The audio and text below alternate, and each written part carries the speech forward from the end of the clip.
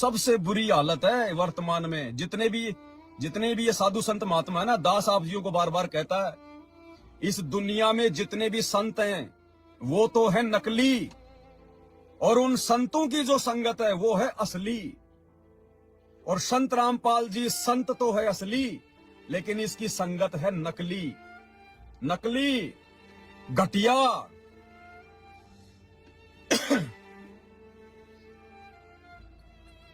और इसीलिए संत रामपाल जी ने दुखी होकर, क्योंकि 3 तारीख को मध्य प्रदेश में ये रैली निकाली गई और 4 तारीख को हिसार जेल से ऑडियो आई है।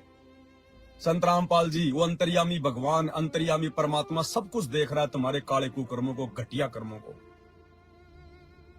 और अभी जो हिसार जेल से जो 66 नंबर का विशेष ऑडियो आई है ना, नालायकों, शुरुआत में 12 मिनट तक तुम्हारा बाप तुम्हारी धोती धो रही है। इन सतलोक आश्रमों के विषय में संत रामपाल जी ने शुरुआत में 12 मिनट तक धोती धो के रख दी, पूरे सतलोक आश्रम वालों की धोती। तुम कितने कुकर्म कर रहे हो, तुम कितने नालायक हो, तुम कितनी भक्ति करते हो, तुम्हारे कुकर्म संत रामपाल जी ने सार्वजनिक कर दिए। ये सत्सेवक भाई बहनों की आंखें खुल जानी चाहिए और शुक्र मनाओ अपने गुरु जी का, जो साथ संगति से जुड़ गए। तुम्हारे ऊपर परमात्मा ने एक जो अमल की पाबंदी लगा रखी है, तुम्हारे ऊपर परमात्मा का विशेष ध्यान है। अन्यथा यही कुकर्म आज आप और हम कर रहे होते इन रैलियों में जा जाके धक्के खा की। तो 66 नंबर की ऑडियो में गुरुदेव भगवान ने क्या कहा है, समझदार को संकेत काफी है। स्पष्ट कह रहे गुरुदेव, ये पूरा का पूरा आश्रम मैनेजमेंट खंडित है, पूरा का पूरा। गुरुजी नाराज है, इनसे प्रसन्न नहीं है बिल्कुल भी, 1% भी, और अकाल मौत मरेंगे। क्या कह रहा है, क्या कह रहे हैं गुरुदेव भगवान? ये 66 नंबर का विशेष संदेश है। तो कम से कम उसमें भी एकाग्रचित रखोगे तो यार दवाई अंदर जाती रहेगी। इसको डेली सुनना होगा, इस पर डेली मंथन करना होगा, विचार करना होगा कि हम कौन है, कहां से आए। आपस में खींचातानी रखते हो अभी भी भगत हो गए। अच्छे इंसान तो जगत वाली बिना करते ऐसा जैसे भगत कर रही है। अच्छे इंसान तो जगत वाली बिना करते ऐसा जैसे भगत कर रही है। अच्छे इंसान तो जगत वाली बिना करते ऐसा जैसे भगत कर रही है। अच्छे इंसान तो जगत वाली बिना करते ऐसा जैसे भगत कर रही है। क्या कह रहा है तुम्हारा बाप? ये आपस में तुम जो ये खींचातानी रखते हो ना इन आश्रमों में भगत होकर, कहते हैं अच्छे इंसान तो जगत वाले भी ऐसा नहीं करते जैसे तुम भगत होके कर रहे हो। यानी दास आप सभी भाई बहनों को बार बार एक बात बोलता है अपने लाइव वीडियो में कि संत रामपाल जी के भगत तो जगत वालों से भी नीचे गिरे हुए, जगत वालों से भी नीचे। और आज तुम्हारा बाप वही बात कह रहा है। इस पवन दास के शब्दों का समर्थन कर रहा है तुम्हारा बाप, जो मेरे शब्द तुम्हारे को अच्छे नहीं लगते ना, कि ये तो गुरुद्रोही है, उल्टी बात करता है। तो कहो अपने बाप को भी गुरुद्रोही। आज वही उल्टी बात तुम्हारा बाप संत रामपाल जी कर रहा है, तुम भक्तों के लिए कर रहा है, तुम आश्रम वालों के लिए। तुम्हारे को जगत वालों से भी नीचा गिरा हुआ बताया तुम्हारे बाप ने, हिसार जेल से नीचा गिरा हुआ। वो अंतर्यामी पल पल की खबर रखता है, तुम कितने भगत हो, तुम कितने नीचे गिरे हुए हो। ये मध्य प्रदेश में जाकर तुमने जो बजरंग दल वालों के साथ मिलकर बांग्लादेश के मुसलमानों के खिलाफ अपना जो दोगला जो अपनी नीति जो तुमने दिखाई है ना, ये तुम्हारा बाप देख रहा है, इसलिए कह रहा है तुम्हारा बाप। क्या कह रहा है ध्यान से सुन लो। कौन है, कहां से आए। आपस में खींचातानी रखते हो अभी भी भगत हो गए। अच्छे इंसान तो जगत वाली बिना करते ऐसा जैसे भगत कर रही है।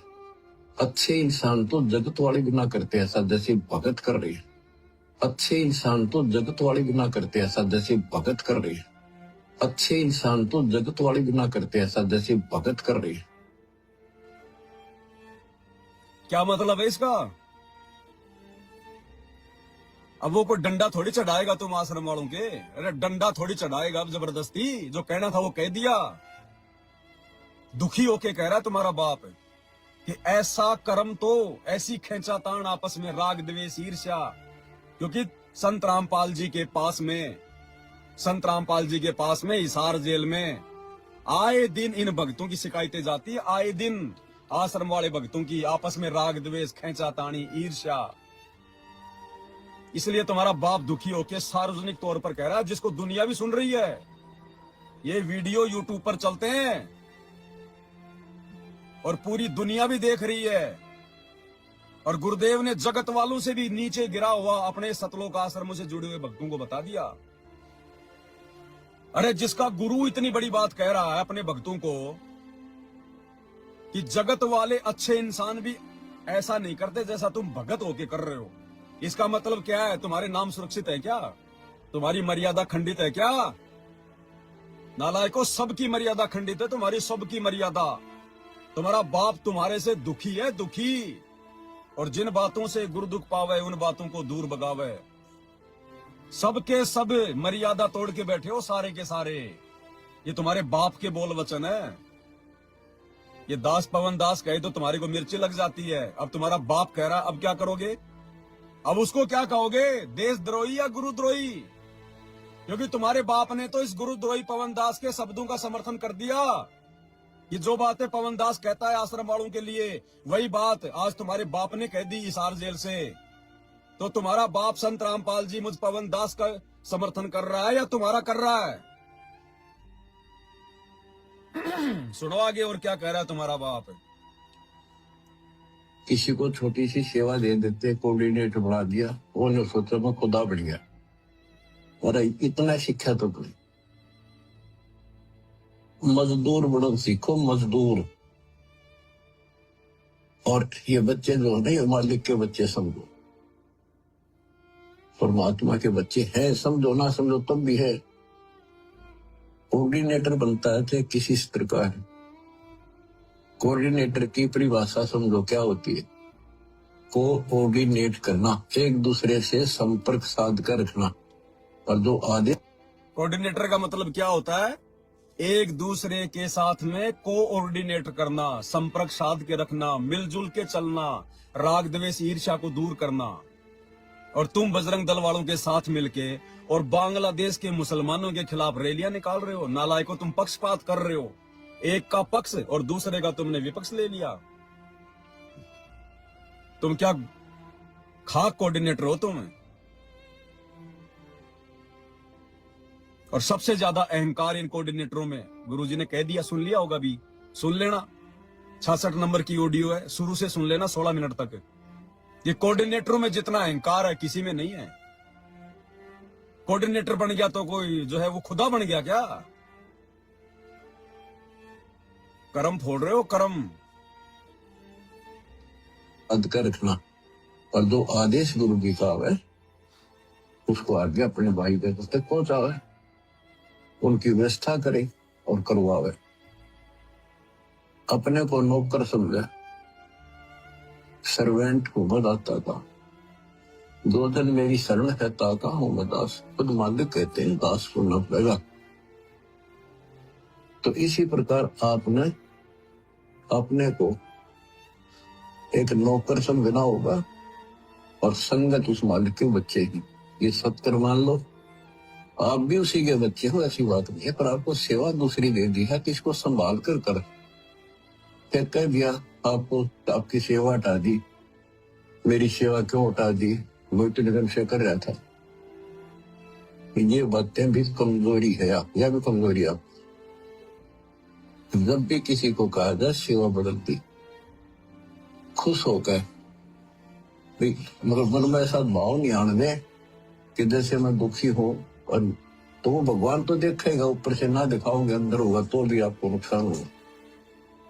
तो हाथ जोड़ के कहा जी और कोई सेवा दियो मजदूर ने, और दियो, दया करिए, मेरे भी कर्म बनते रहे। तुम अहंकार बना लो हो, एक दूसरे में दोष देखते हो, एक दूसरे में दोष देखते हो और तुम अहंकार बना लेते हो इस बात को कि मेरी सेवा क्यों हटा दी।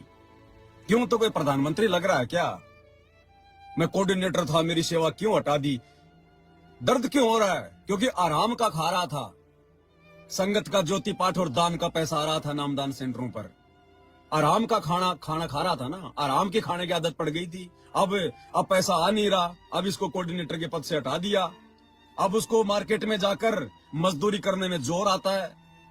इसलिए फिर नाराज हो जाता है, मेरे को क्यों हटा दिया, मैं कोऑर्डिनेटर था, क्योंकि मेहनत करके खाने में जोर आ रहा है, इसलिए फिर लड़ाई झगड़ा करेगा, राग द्वेष करेगा। वो भगवान को सब कुछ पता है, वो सुख के दिन भी देख के देखेगा और दुख के दिन भी देख के देखेगा। आगे क्या कह रहा अब तुम्हारा बाप?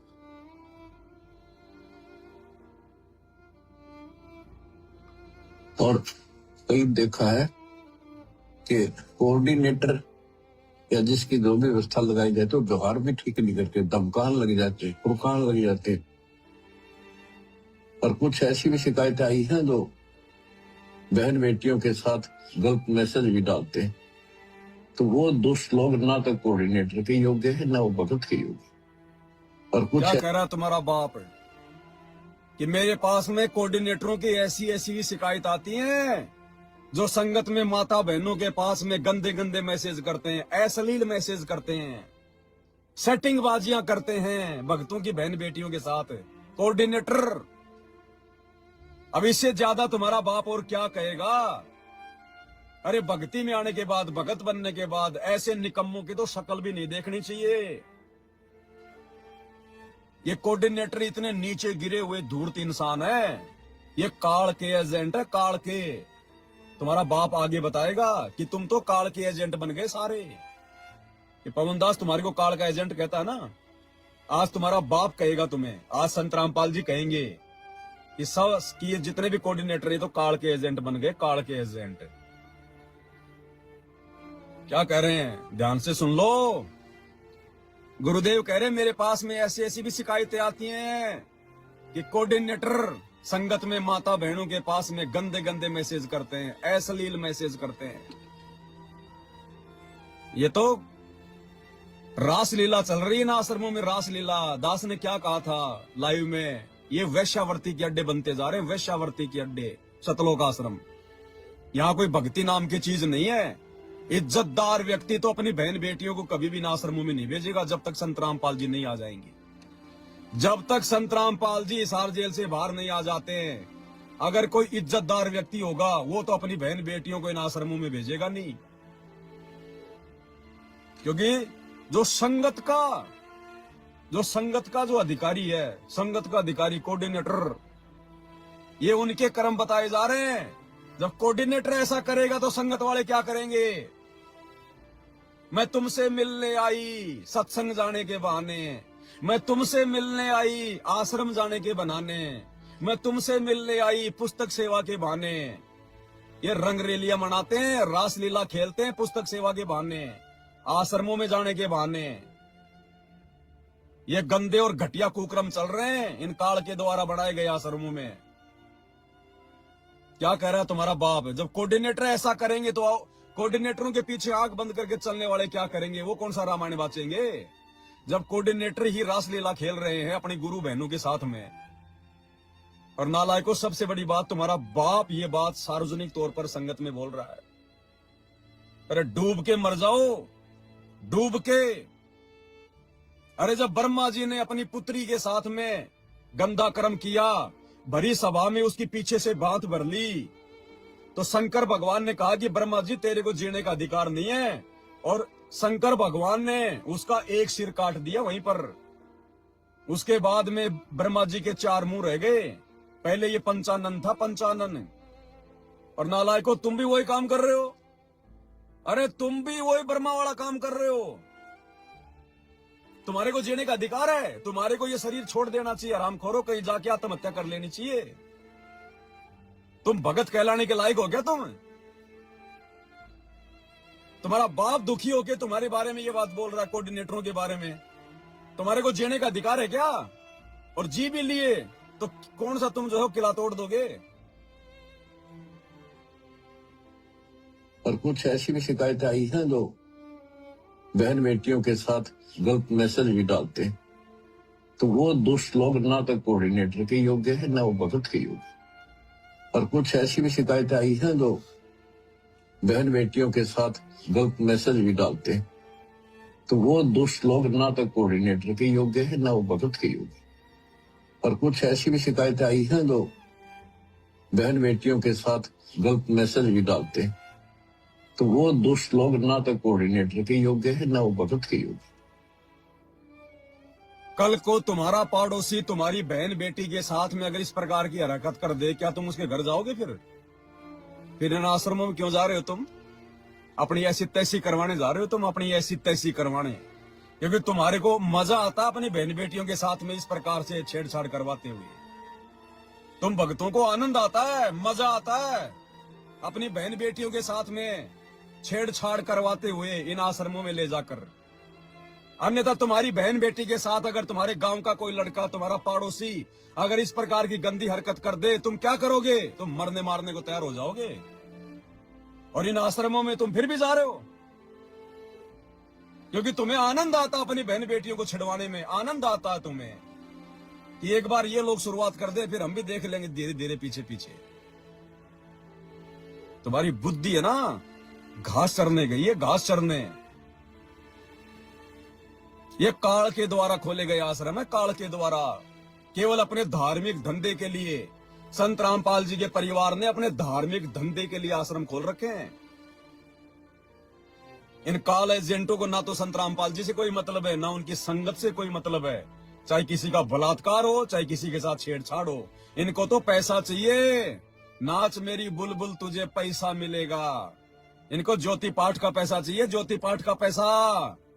कौन किसकी बहन को लेके भग रहा है, कौन कोऑर्डिनेटर किसी की बेटी को लेके भग रहा है, ले जाओ, जाओ करो तमाशे, नाचो खाओ पियो। इनको तो कोऑर्डिनेटरों से हफ्ता चाहिए, हफ्ता, कि हमने तुम्हें जो दुकानें खोल खोल के दे दी है, जो नाम दीक्षा के अंदर गांव गांव में, हमें तो महीने का इतना चाहिए, 50,000 या 1,00,000 रुपया।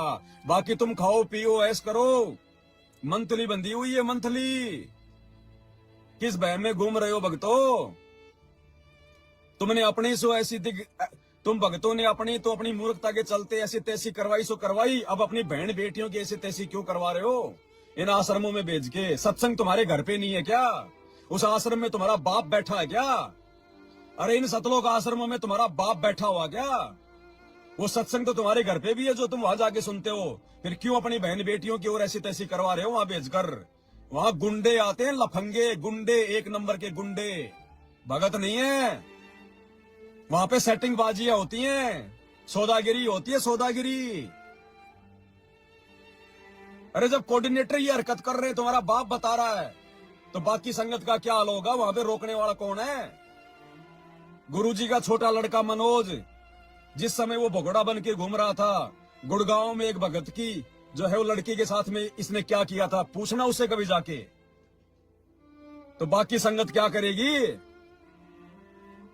गुरुजी की रोहतक तारीख पे पेशी, और जिंद चौराहे पर गुरुजी के छोटे लड़के मनोज को गुरुजी के बॉडीगार्ड संजय डाबोदा ने थप्पड़ क्यों मारा था? गुरुजी के छोटे लड़के मनोज को गुरुजी की रोहतक की तारीख पे बरवाला कांड के बाद जिंद चौराहे पर, और जो बरवाला आश्रम में जो गुरुजी का बॉडीगार्ड था संजय डाबोदा, उसने गुरुजी के छोटे लड़के मनोज को, जिसका भी इंटरव्यू आया था, उसको थप्पड़ क्यों मारा था? किसके चक्कर में थप्पड़ मारा था? क्या गलती कर दी थी गुरुजी के लड़के ने? कौन सी गंदी हरकत कर दी थी? पूछना उससे।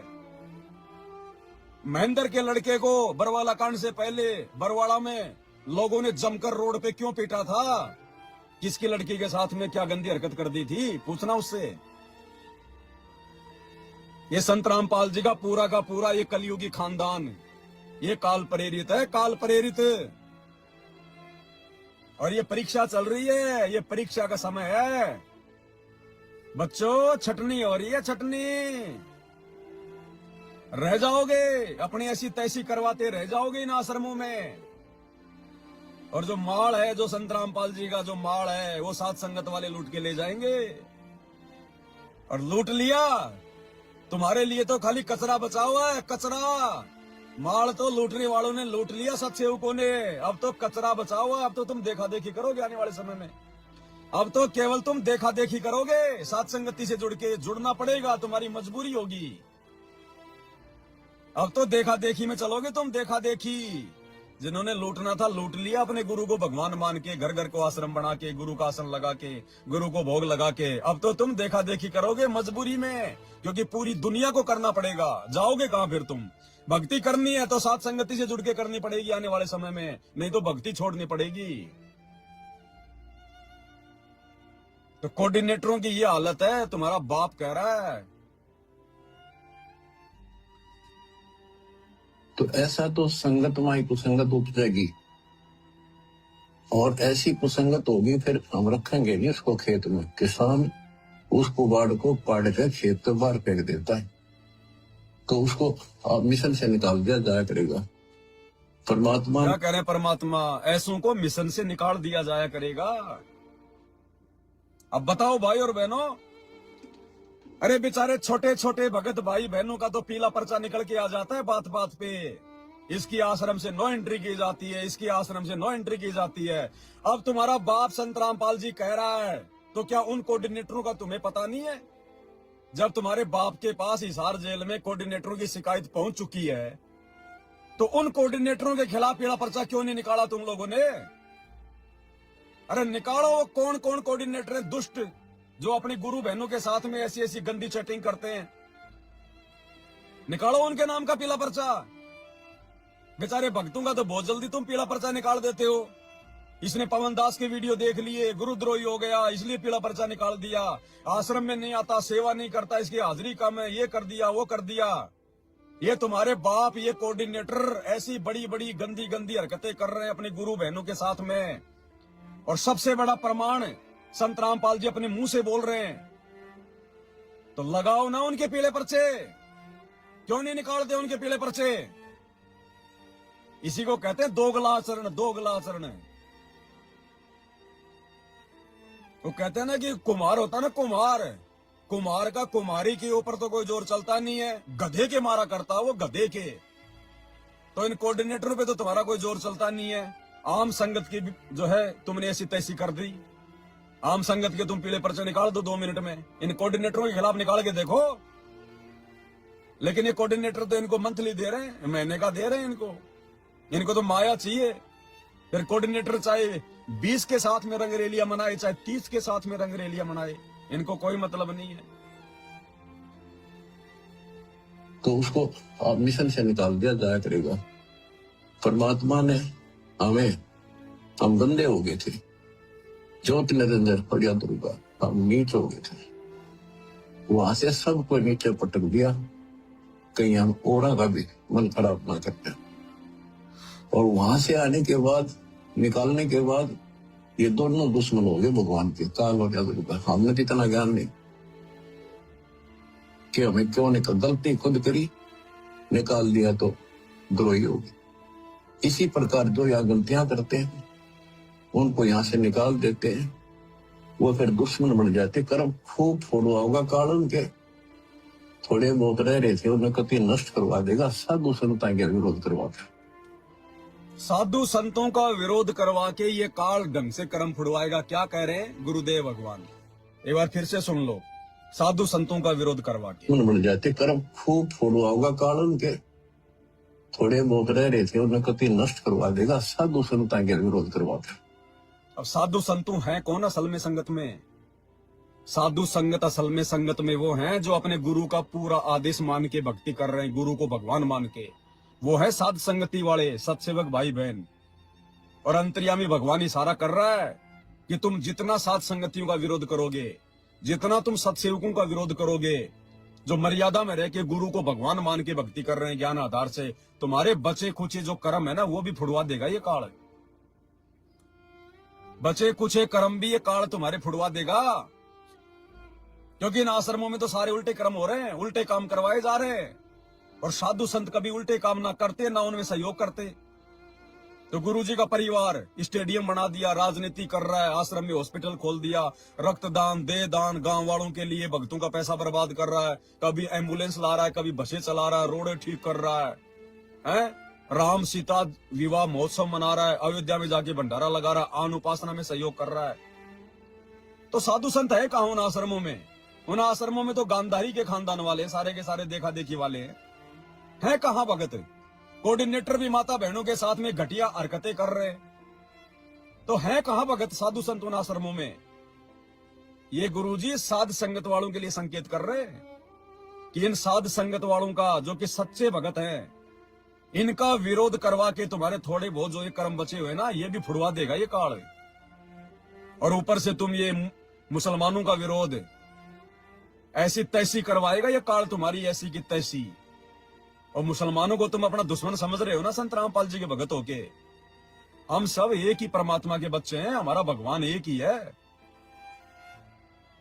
ऐसी की तैसी करवाएगा ये काल, ऐसी की तैसी, छोड़ेगा नहीं कहीं का भी। क्या कह रहा है तुम्हारा वो बाप? फिर दुश्मन बन जाते, कर्म खूब फोड़वा होगा काल उनके। थोड़े बहुत रह रहे थे, उन्हें कभी नष्ट करवा देगा, साधु संतां के विरोध करवा कर। तो बचना है तो बच लो, ये बार बार दाव नहीं लगेगा। बचना है तो बच लो, अन्यथा ये बार बार दाव नहीं लगेगा। ये काल तुम्हारे ढंग से कर्म फुड़वाएगा साधु संतों का विरोध करवा के। तो साधु संतों मेरे भाई इस धरती पर केवल सत्सेवक हैं, और तुम लोग जितना साध संगतियों का विरोध करते हो ना, तुम्हारे कर्म फूट रहे हैं, उतने तुम्हारे कर्म फूट रहे हैं।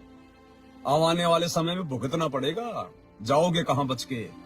ये परीक्षा चल रही है, तुम कितना निष्पक्ष होके भक्ति कर पा रहे हो, तुम्हें कितना गुरु जी का ज्ञान हुआ है। आने वाले समय में ये परमात्मा अपने मिशन की बागडोर उन्हीं भक्तों को सौंपेगा। अरे तुम आज ही मुसलमानों का विरोध कर रहे हो, मुसलमानों को तुमने अपना दुश्मन समझ लिया। तुम क्या खाक संत रामपाल जी के मिशन को आगे बढ़ाओगे?